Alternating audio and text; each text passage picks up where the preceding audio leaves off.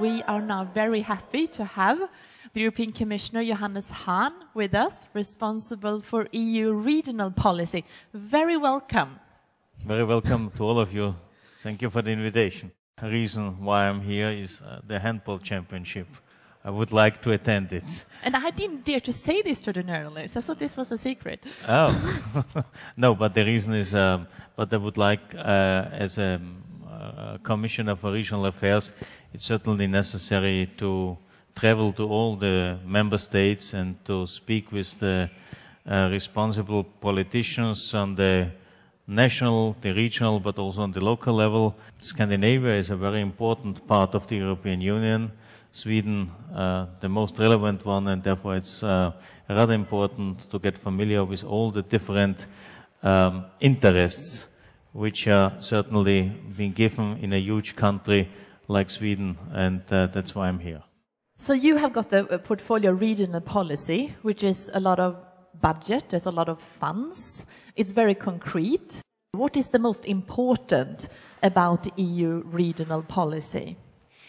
The traditional task of the regional policy, of cohesion policy, is to reduce the disparities between the different parts of Europe, different regions. You have to see we have very poor regions, we have very rich regions, we have different living standards, living conditions, and if we would like to further improve the whole Europe, it's necessary to reduce these disparities. Even rich parts of Europe, like Sweden, like Denmark, like my country, are benefiting from increased welfare of other parts of Europe, because then market opportunities for the business, for companies, and therefore job opportunities are created.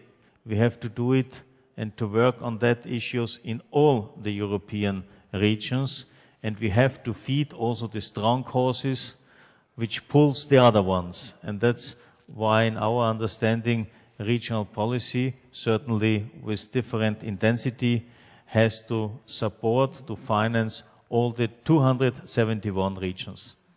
When there was the fifth cohesion report last autumn, there were generally good results. The differences between European regions are decreasing. Let's say mismanagement or mistakes in the management of funds have decreased also a lot. But what else, or what more can we do to make sure that we get the results that we need? What kind of instruments can you see to make sure that regions, states are managing this money in the best possible way? It's our intention to link the policy much more to results, to agree with member states about the results we would like to have after the next period, at the end of the period.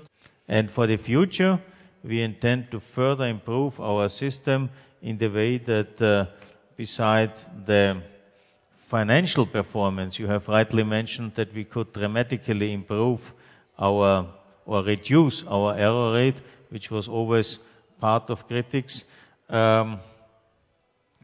We have to focus on, to concentrate on the result orientation of the policy. That's why we will start with the beginning of next year negotiations with the member states, with the regions. I hope the member states include in their negotiation teams representatives from the regions, from the local authorities, NGOs as far as possible. Then we negotiate, we agree about programs, then we adopt it, and then we can start to implement. We shouldn't lose any time. Good, thank you for that latest update. Thank you. Thank you so much. Tack så jättemycket.